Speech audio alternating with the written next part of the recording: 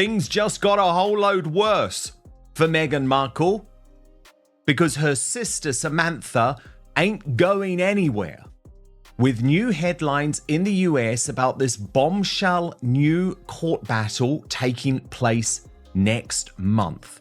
So, Sam is with me today on Outspoken. We will discuss this in just one moment, but this is what the New York Post is reporting. Meghan Markle is gearing up for yet another legal bout with her half-sister Samantha Markle, the Post can confirm. The Duchess of Sussex emerged victorious in early 2023 after Samantha had sued her in federal court in Florida for allegedly making demonstrably false and malicious statements about her to a world audience during a sit-down interview with Oprah Winfrey. Samantha filed the $75,000 lawsuit after the 44-year-old told Winfrey that she grew up as an only child during her and Prince Harry's bombshell March 2021 interview. However, documents obtained by the Post show that the hearing will now take place on September the 9th in Jacksonville, Florida. The Post has reached out to Meghan's reps for comment. Prior to her 2023 filing, Sam had previously filed her libel lawsuit against Meghan in late 2022, 2 years after the Sussexes quit royal life and moved to the US. But Rob Shooter has new reporting on this, revealing that actually Meghan Markle has been left livid, that Sam just won't go away. The headline, Duchess fumes as Samantha Markle drags her back to court and back into the spotlight. Rob Shooter writes, Meghan Markle is done playing nice. Sources tell Shooter Scoop the Duchess of Sussex is absolutely livid. That estranged half-sister Samantha Markle has revived her defamation lawsuit, forcing Meghan back into a courtroom and back into a headline-making family feud she wants nothing to do with. She's furious, says an insider. She's tried to move on with her life. Samantha's obsessed. She just won't go away.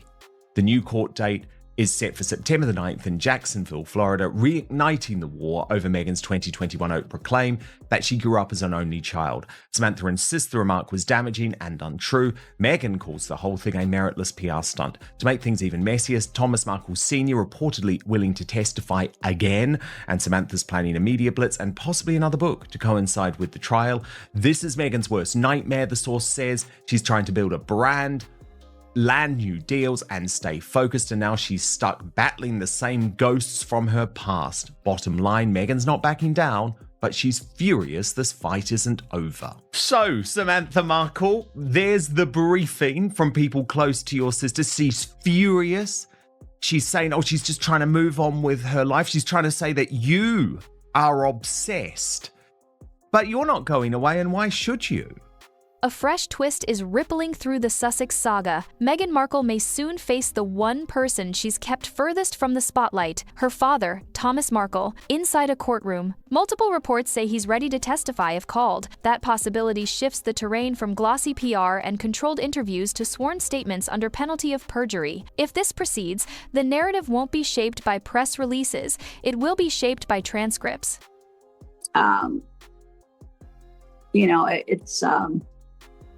And it's sad that he's put in that position, but I think the onus is on her. People can't say, you would make your dad testify. I'm not making him testify. He wants to. I think there's an attribution error there. She shouldn't, in my opinion, have done all this and put him in this position. She shouldn't have tried to erase him and discredit him. The man who gave her everything her whole life. This is rhetorical. Every nuance, every dance class, every moment, not just paying for everything, but being there, being the consummate hands-on dad. How can she take that away from him and act like it doesn't exist? Without dad, sunshine, you would be nothing. That's my opinion. He hooked you up with Northwestern. Many of the alumni reportedly worked on suits. You wouldn't have met them if dad had not paid for all of the classes, had you hang out at the studios at ABC. Dad gave you everything that you are. And when you got to a point where you felt you were successful and you thought you could run with the ball on your own, you decided to shut his part of the game down, shut him out as a player in your life, thinking that, you could be the whole team. Well, how's that working out for you? Because it didn't put you in a favorable public light. I think a lot of the controversy is that the jig is up. People have your measure, and you can't treat people like this to get ahead. It would have been much easier just to be honest, appreciative, real, truthful, and not self-centered, giving in the real sense, whether it's as a humanitarian in all of your social endeavors or in your personal life. And, I wonder if people like Chrissy Teigen and Jamie Kern-Lima, I wonder if they have the ability to think about that and to wonder if they are next to be markled or ghosted. They would have to be stupid, in my opinion, not to get it. If you want to see how someone's going to treat you, watch how they treat everyone else in their life.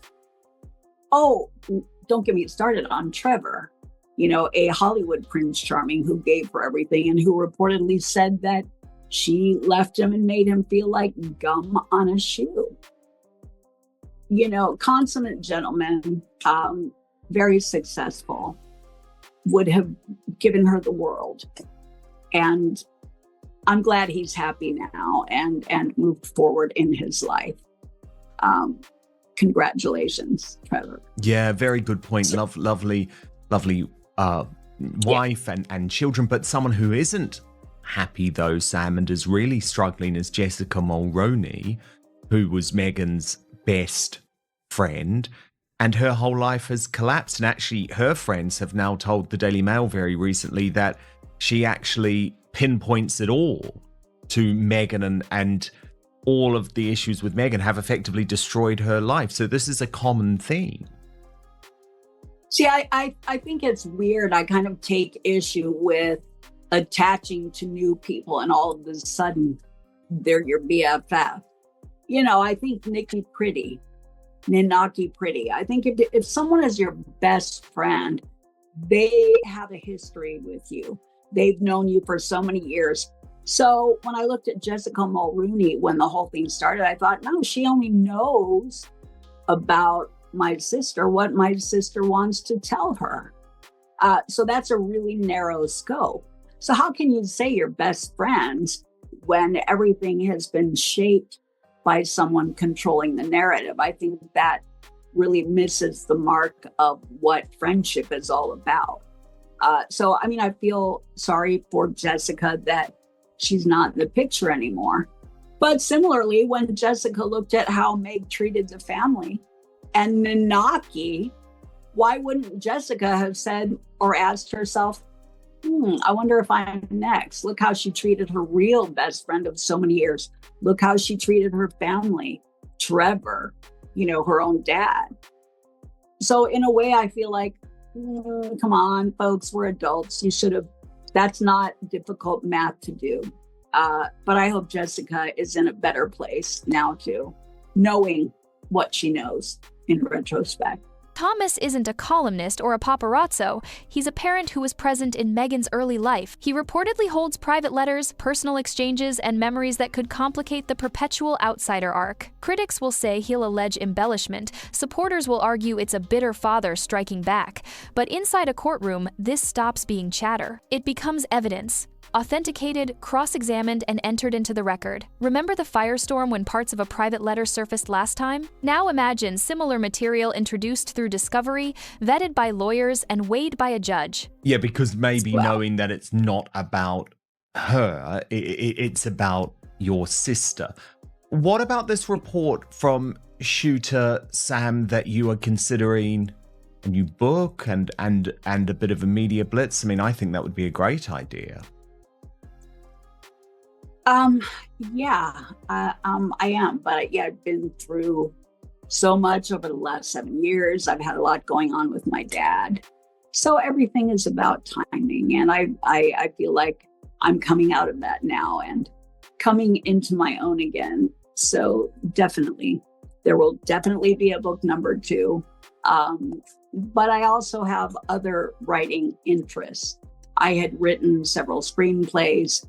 I had done some production on a couple of jobs. So my talents, my interests existed long before Meghan met Harry.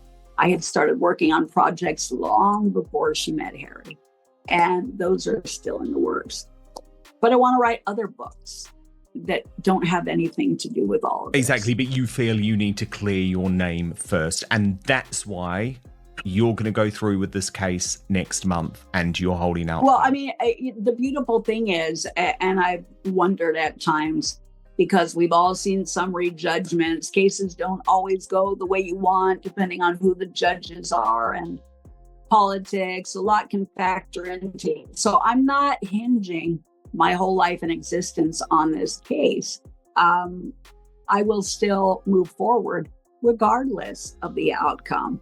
And I think it doesn't take the outcome of this case for people to look back on everything my sister has done to the Queen, to our family, what has happened with Netflix. They form their own opinions and understand that what I was saying, the truth, regardless of the outcome of this case. So they're their own entities. And I'm quite confident that, she's going to go her direction. I'm going to go mine and rebuild my life. And I'm kind of happy with that now. I am been a so long time happy for you, and I'm so hopeful for you too, Sam. I really, really hope there is the best result. Will you know next month? Like, what are the practicalities? What do we have to look out for? How does it all work? Because it's in effectively the appeals court, right? The appeals, this hearing is technical. And so I don't know exactly what they go over, but it's lawyers speaking to a panel and seeing, I think, if there were any procedural issues that were, erroneous or breached. And then we would move forward from there. And you're still being repped by Peter Tickton, who was Trump's very good friend, or is Trump's very good friend. Correct. And he was also one of his attorneys. So yes, yeah, great man. Peter is great. And I love him, adore him. Yeah, we're moving forward. And so hopefully after this hearing in September, we will be able to proceed to a trial and lay out real evidence and throw it all out on the table. Exactly. And why not? What do you have to fear, Meghan Markle? And I just think it's disgusting what she's put your family through, but also, of course, what she's put the royal family through. And I wanted to share with you a post by a very good guy called Edward Fortescue and get your reaction to this, Sam, because I think he made a lot of very good points. None of this is guaranteed. Meghan's team could move to limit or exclude certain testimony, or the case could resolve before any of it sees daylight. But if Thomas is sworn in, the optics are brutal. A years-long family rift becoming part of a legal narrative. Courtrooms impose timelines, surface contradictions, and crystallize stories into hard copy. If Thomas asserts that key beats of Meghan's public story were overstated, her credibility takes a hit. If his claims wilt under cross-examination, it boomerangs. Either way, this isn't just legal strategy. It's a public reckoning with receipts. Well, it's not a matter of not going away. It's that in Netflix and Oprah and some other stuff, horrible things were said about me that weren't true. And, even though it's not defamation item by item, all things taken together, she had executive control. They were purposely put there, in my opinion, to make me look bad, which incited violence against me.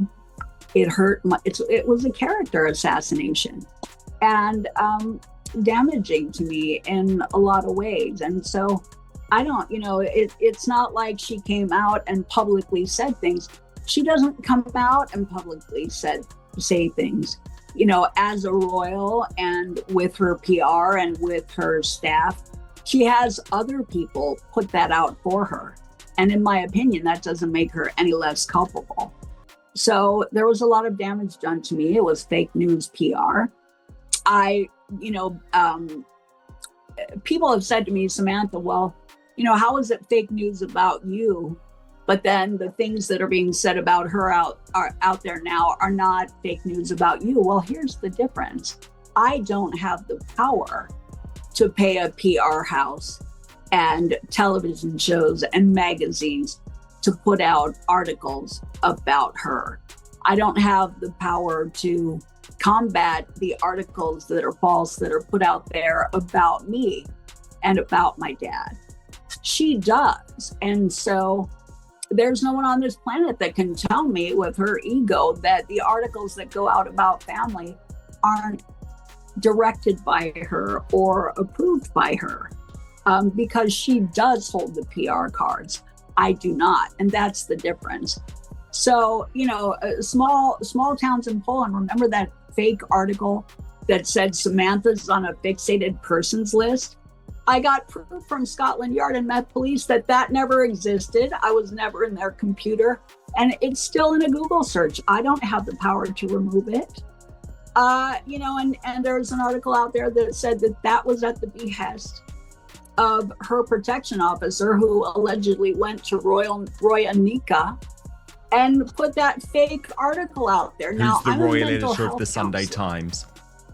Yeah, the Sunday Times. I'm a mental health counselor. So if everyone in the world is making me look like Patricia Hearst, wouldn't that be injurious, not only to my professional, but my personal life? It was horrific that I saw small towns in Poland. I saw people around the world saying, even Fox News erroneously said, Meghan Markle's sister has landed herself on a fixated persons list. Nobody did their homework. Nobody contacted Scotland Yard. So I had a lawyer in London do that. And she said, here's proof. You were never in their computer. There's not a fixated persons list. You're not even there. This is not true. And I did a live interview. I held up that letter to Daily Mail TV. But why is it that nobody in the world printed that to exonerate me? Because it doesn't get the quarter-hour share ratings. It's not, the big buzz, the sensation. It's not the clickbait. So everyone around the world thought I was on a fixated persons list. Not true. Highly defamatory. But, I can't go back to 2018 and sue. And by the time I figured out what was going on, I hadn't run the statutory window, but I don't have the resources to go and sue every publication in the world who prints that. And they didn't all say allegedly or reportedly. A lot of them just said it verbatim. Samantha Markle is on a fixated persons list. It's not true. And it was at the direction of her to somebody that worked with her. Shame on you. That's horrible defamation. That's not part of my suit, but that is part of the big picture. And I shouldn't have had to go through that. Absolutely not. Sam, has she ever tried to make amends? Has she ever tried to end this lawsuit by, for example, offering to settle with you and publicly apologize? No, and it's not about the money. I mean, in a way it is, because it took almost 7 years of my life, all of these things taken together.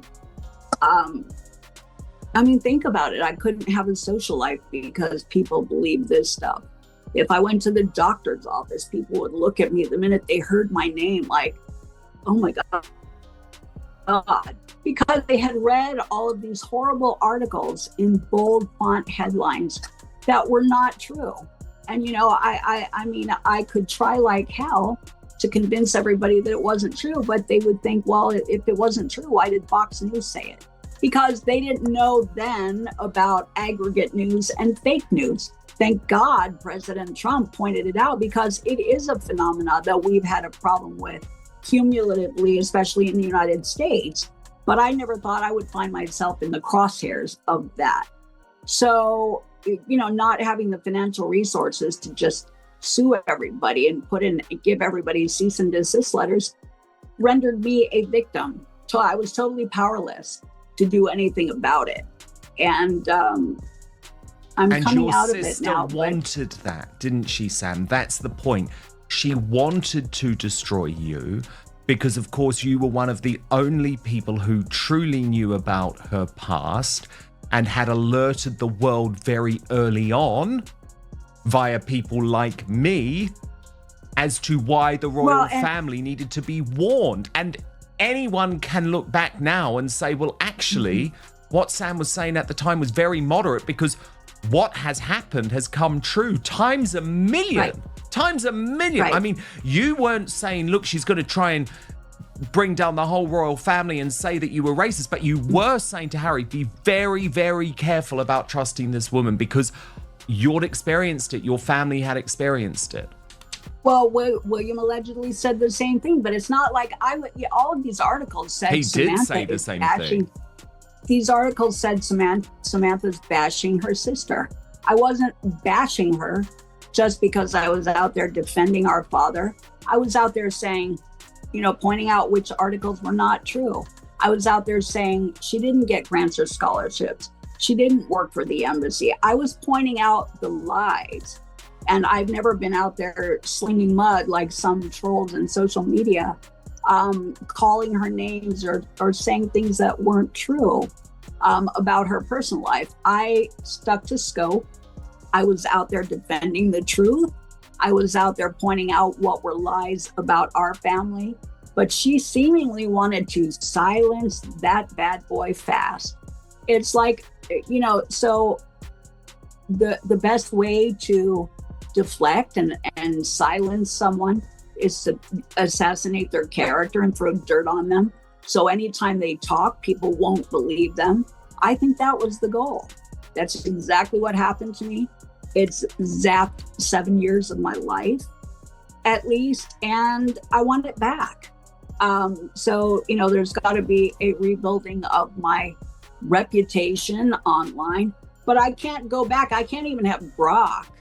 I should talk to Elon about this somehow. I can't have Brock go back, pull all of those false citations that were pulling from false aggregate news and leftist publications. Tell me about it. They did the same thing to me, Sam.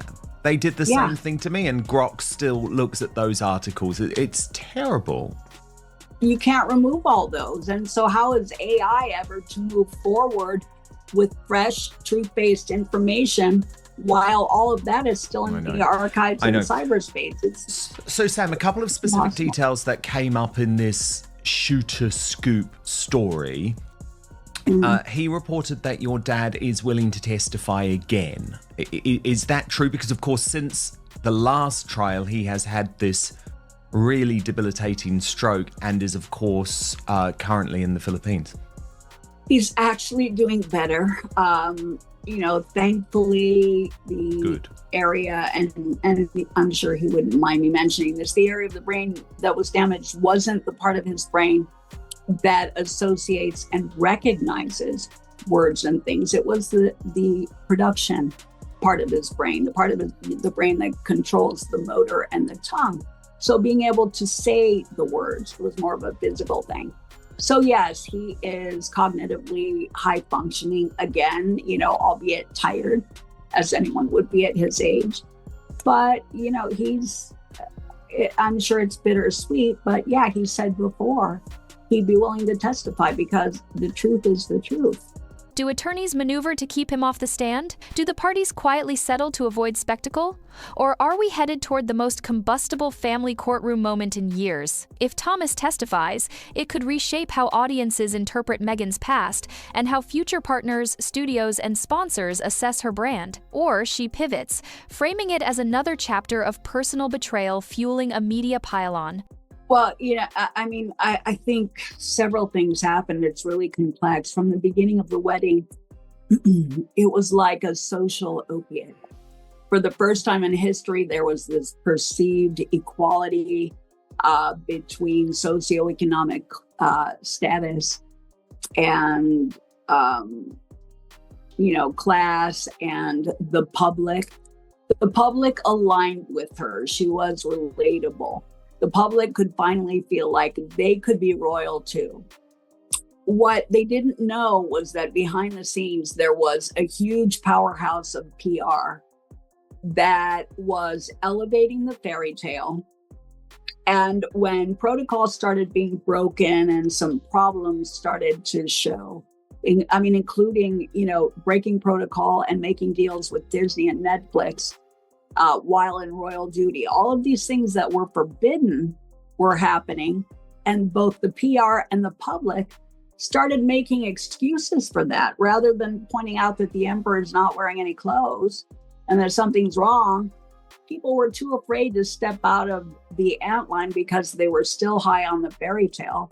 They didn't want to find themselves in cognitive dissonance going, wait, this doesn't jive. This is not, my feelings are weird. And since I've been rooting for her all along, if I jump out of the antline, then I have to admit I was rooting for the wrong team. So I'm going to keep my teeth in that fairy tale and defend her at all costs. But it was weird for me when they started defending her to the extent that they were ignoring, in my opinion, her abuse and disregard for the woman at the top of the hierarchy. The Queen of England was dying of bone cancer. My sister was mocking her on Netflix and something as important as a curtsy. And the public were rationalizing that and defending it as, oh, she didn't mean it like that. Oh, she's just being her cool, silly self. Oh, it wasn't. No, it was a vile, horrific, hurtful mockery of something really important and of a woman who is important on the global stage. And the public started making excuses for her. But I think it's gone on now so long that I see a lot of mudslinging in chat rooms and I get people send me stuff. A lot of those people that were yes women and who were high on the royal fairy tale are dropping off.